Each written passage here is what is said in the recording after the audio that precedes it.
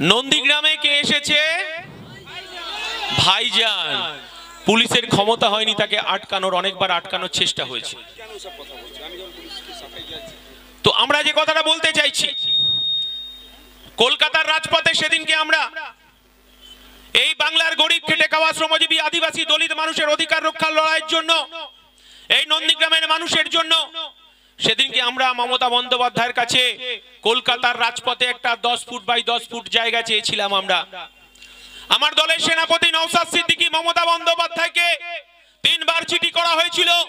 ধর্মতলার বুকে মমতা বন্দ্যোপাধ্যায় আমাদেরকে জায়গা দেয়নি, কিন্তু এই বাংলার গরিব খেটে খাওয়া শ্রমজীবী আদিবাসী দলিত মানুষের অধিকার রক্ষার লড়াইয়ের জন্য ওবিসি, এসসি, এসটি, ওয়াকফ সম্পত্তি থেকে শুরু করে প্রধানমন্ত্রী আবাস যোজনা থেকে শুরু করে 100 দিনের কাজের দাবি নিয়ে মাননীয় মুখ্যমন্ত্রীকে আমরা সেদিনকে একটা বলতে চেয়েছিলাম, আমরা আমাদের যে বুক ফাটা যন্ত্রণা আমরা কলকাতার রাজপথে একটু ব্যক্ত করতে চাই, আমরা কাঁদতে চাই। সেদিন আমার দলের সেনাপতি নওশাদ সিদ্দিকী, সেদিনকে আমরা যেদিন কলকাতার রাজপথে গিয়েছিলাম, সেদিন মাননীয় মুখ্যমন্ত্রীর পুলিশ আমার দলের চেয়ারম্যানকে পেটে লাথি মারতে মারতে সেদিনকে লালবাজারে নিয়ে গিয়েছিল, কিন্তু আমাদেরকে আবার আটকানোর চেষ্টা হয়েছিল। এই 5 টাকার কলম আমাদের সংবিধানে পরের দিন ছেড়ে দিতে বাধ্য হয়েছে। এই লড়াই আমাদের জারি থাকবে। মমতা বন্দ্যোপাধ্যায়কেই বলতে হবে, শুভেন্দু অধিকারীকেই বলতে হবে, এই নন্দীগ্রামে কেন শিল্প হলো না? একটা যদি হলদিয়া পেট্রোকেমিক্যাল হতে পারে, যদি কোলাঘাটে তাপবিদ্যুৎ হতে পারে, তাহলে এই নন্দীগ্রামের মানুষের বুকের রক্তের উপর দাঁড়িয়ে, এই বারুদের উপর দাঁড়িয়ে, এই নন্দীগ্রামের পবিত্র মাটির উপর দাঁড়িয়ে মমতা বন্দ্যোপাধ্যায় 14 বছরের সরকার চালাচ্ছে, তাহলে নন্দীগ্রামে কেন একটা শিল্প হলো না? সেই উত্তর তো শুভেন্দু অধিকারীকেই দিতে হবে, মমতা বন্দ্যোপাধ্যায়কেই দিতে হবে। আমার দলের চেয়ারম্যান তার মূল্যবান বক্তব্য রাখবেন, আপনারা শুনবেন, তার নির্দেশ মানবেন। 2026-এ ভাঙড়ের সঙ্গে সঙ্গে নন্দীগ্রাম থেকে খামচিহ্ন বিধানসভায় যাবে, এই শপথ নিয়ে আমাদের লড়াই জারি থাকবে। ইনকলাব জিন্দাবাদ, ইন্ডিয়ান সেকুলার ফ্রন্ট জিন্দাবাদ, নওশাদ সিদ্দিকী জিন্দাবাদ। বন্দ্যোপাধ্যায় তো আপনি নন্দীগ্রামের মানুষের বিচার দেবেন বলেছিলেন, নন্দীগ্রামের মানুষের তো বিচার পাইয়ে দেবেন বলেছিলেন, আপনি তো ইনসাফ পাইয়ে দেবেন বলেছিলেন। এখন তো আপনি এই রাজ্যের মুখ্যমন্ত্রী, আপনি তো এই রাজ্যের অভিভাবিকা। আমরা বলতে চাইছি যে এই নন্দীগ্রামের মানুষ তো বিচার চাইছে। এই নন্দীগ্রামের মানুষ তো 2007 সালে রাজ্যের মুখ্যমন্ত্রী, সেদিন আমরা দেখেছিলাম রাস্তাটাকে ক্লিয়ার করে দিতে হবে। আমাদের ভলান্টিয়ার্সদের বলবো, আমরা শৃঙ্খলাবদ্ধ, আমরা সংগঠনটাকে মানি, পুলিশ প্রশাসন আছে, রাস্তাটাকে ক্লিয়ার করে দিতে হবে। যারা রাস্তায় আছে নেমে আসুন। নওশাদ সিদ্দিকী ঢুকছে আর 10 মিনিটের মধ্যেই, নিচে চলে আসুন। এদিকে আপনারা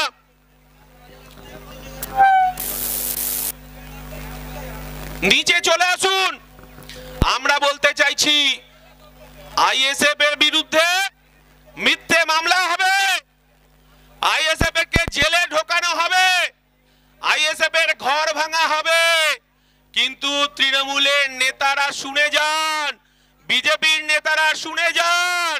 আর নন্দীগ্রামের পুলিশ প্রশাসনকে বলছি, আইএসএফ কে যত মারবে তত পারবে, আইএসএফ কে যত মিথ্যে মামলা দেবে তত আইএসএফ বাড়বে।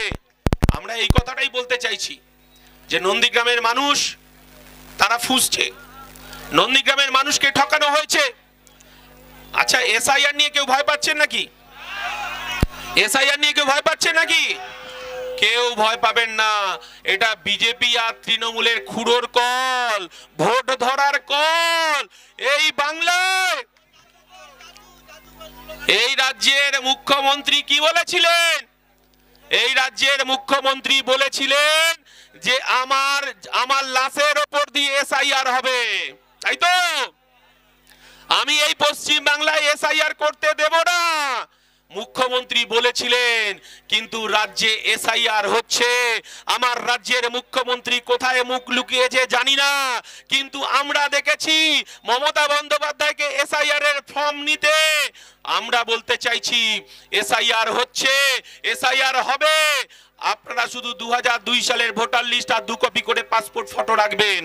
আমরা বলতে চাইছি যে এসআইআর এ মমতা বন্দ্যোপাধ্যায়ের জোচ্চুরি ধরা পড়ে গেছে, শুভেন্দু অধিকারীর জোচ্চুরি ধরা পড়ে গেছে।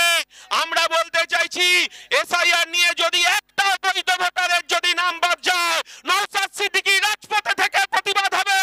আমরা হাইকোর্ট সুপ্রিম কোর্টে গিয়ে লড়াই করব। এই কথাটা আমরা বলতে চাইছি। আমরা এই কথাটা বলতে চাইছি। আমরা বলতে চাইছি যে রাজ্যের মুখ্যমন্ত্রী, যে রাজ্যের গরিব খেটে খাওয়া শ্রমজীবী মানুষের কাজের ব্যবস্থা করবে, 100 দিনের কাজ আমরা বলছি, চলুন সুপ্রিম কোর্টে যাই। 100 দিনের কাজ, গরিব মানুষ 100 দিনের কাজের টাকায় তাদের পরিবারটা চলতো। আজকে দীর্ঘ 3 বছর ধরে 100 দিনের কাজ বন্ধ হয়ে গেছে। শুভেন্দু অধিকারী বিজেপির নেতা, তিনি কি বলছেন? হিন্দু হিন্দু ভাই ভাই। শুভেন্দু বাবু, আপনাকে বলতে চাই, মমতা ব্যানার্জি বলেছে আপনার অনেকগুলো পেট্রোল পাম্প আছে, অনেকগুলো আপনার ট্রলার আছে, অনেকগুলো আপনার বাস আছে। আপনি পেট্রোল পাম্পে একটা বোর্ড লাগান না যে হিন্দু হিন্দু ভাই ভাই, মুসলমানের তেল নাই, সমস্ত হিন্দুদের ফ্রি করে দেব। আগুন জ্বালাবেন না। এই মেদিনীপুর বিদ্যাসাগরের মাটি, এই মেদিনীপুরের আপনার মাতঙ্গিনী হাজরার মাটি, এই মেদিনীপুর সুশীল ধারার মাটি, এই মেদিনীপুর সতীশ সামন্তর মাটি। সতীশ সামন্তরা তারা মাথা উঁচু করে বেঁচেছিল ব্রিটিশ সাম্রাজ্যবাদের বিরুদ্ধে। তাম্রলিপ্ত সরকার চালিয়েছে এবং মাতঙ্গিনী হাজরা ব্রিটিশের বিরুদ্ধে বুক চিতিয়ে লড়াই করেছে, গুলির সামনে বোমার সামনে বুক পেতে দিয়েছে, কিন্তু জাতীয় পতাকাটা মাটিতে ফেলতে দেয়নি। এই মাটি মেদিনীপুরের মাটি। আর পুলিশ যদি মনে করে এই বাংলার বীর সন্তান নওশাদ সিদ্দিকীকে আটকে শুভেন্দুকে সুবিধা করে দেবে, মমতা ব্যানার্জিকে সুবিধা করে দেবে, বিজেপিকে রাস্তা করে দেবে, তৃণমূলকে রাস্তা করে দেবে, 2021 সাল আর 2026 সাল অনেক পার্থক্য।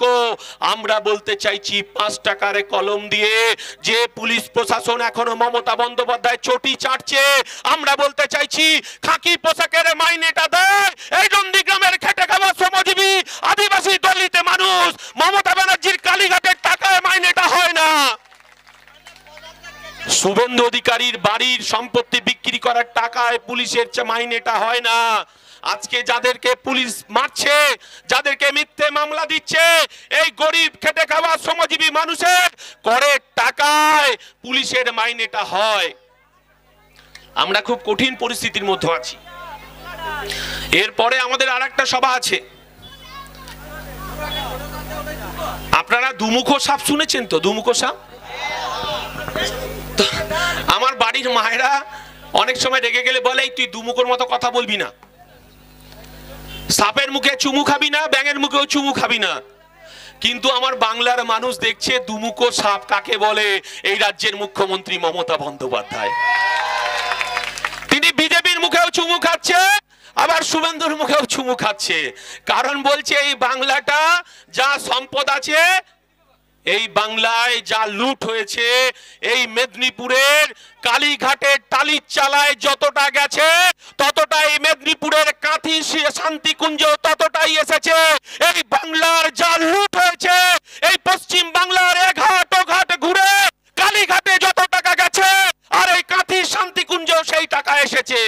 আমরা বলতে চাইছি শুধু ফাঁক পড়ে গেছে আমার গরিব খেটে খাওয়া শ্রমজীবী মানুষ, আদিবাসী দলিত মানুষ, যারা দিন আনা দিন খাওয়া, যারা মাঠে না গেলে, যারা ট্রলারে মাছ না ধরলে, যারা জেলেগিরি না করলে, যাদের সংসার চলে না, যাদের বাল বাচ্চা আছে বাড়িতে, তাদের দুমুঠো অন্ন তুলে দেওয়ার জন্য এই রাজ্যের যে সিচুয়েশন, আমাদের রাজ্যের শিক্ষামন্ত্রী জেলে তার 27 বছরের গার্লফ্রেন্ডকে নিয়ে, এ লজ্জা রাখবো কোথায়? এ রাজ্যের আমার বাচ্চাদের মিড ডে মিলে চাল ডাল থেকে শুরু করে এরা সেটাও বাদ দেয়নি, সেটা তো কাটমানি খেয়েছে। এই রাজ্যের বেকার মানুষের তাদের পেটে লাথি মেরেছে। এই মমতা বন্দ্যোপাধ্যায় কি বলেছিলেন? মমতা বন্দ্যোপাধ্যায় বলেছিলেন সব হাতে কাজ চাই, সব পেটে ভাত চাই। আর এই রাজ্যের মুখ্যমন্ত্রী আমার বেকার যুবকের পেটে লাথি মেরেছে, আর আমার বাপ ভাইদের পেটের খাদ্যের অন্ন চুরি করেছে। খাদ্যমন্ত্রীকে জেল খাটতে হয় এই রাজ্যে, সেটাই ইতিহাস। আমরা বলতে চাইছি এর পরিবর্তন করতে হবে, এই সিস্টেমের পরিবর্তন করতে হবে, মানুষের কাছে যেতে হবে। তৃণমূল আর বিজেপির যে বাইনারি পলিটিক্স, এই পলিটিক্সকে আমাদেরকে বুঝে নিতে হবে। আমরা কি দেখলাম? আমার রাজ্যের আমার দলের সেনা প্রধান নওশাদ সিদ্দিকী পশ্চিমবঙ্গের মুখ্যমন্ত্রীকে আমরা চিঠি দিলাম 3 বার। আমরা কি বললাম? যে আমার পশ্চিম বাংলার যারা শিক্ষিত বেকার ছেলেরা, যারা এসএসসি টেটে বসবে, যারা মেডিকেলে পড়াশোনা করবে, যারা জয়েন্ট এন্ট্রান্সে বসবে, যারা উচ্চ শিক্ষার জন্য বিদ্যালয়ে ভর্তি হবে, আমরা কি দেখলাম? আমরা মুখ্যমন্ত্রীকে বললাম, মাননীয় মুখ্যমন্ত্রী, এই পশ্চিম বাংলার আমার বেকার যুবক, আমার শিক্ষিত যুবকদের ওবিসি সার্টিফিকেট ফেরত দিতে হবে।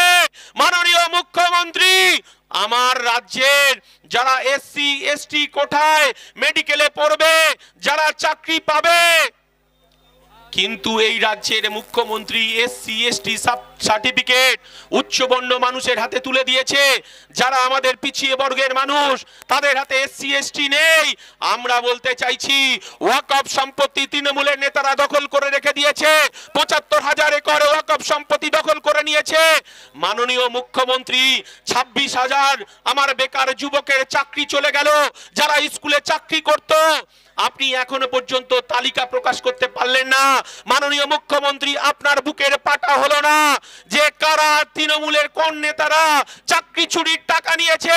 আপনি বারবার, যাদের মেধা আছে, ২৬,০০০ চাকরি বাতিল হয়ে গেল, তারা রাজপথে দৌড়ে বেড়াচ্ছে, রাজপথে বাড়ি ছেড়ে দিয়ে তারা শুয়ে আছে। কি হলো, বলতে দেবে নাকি?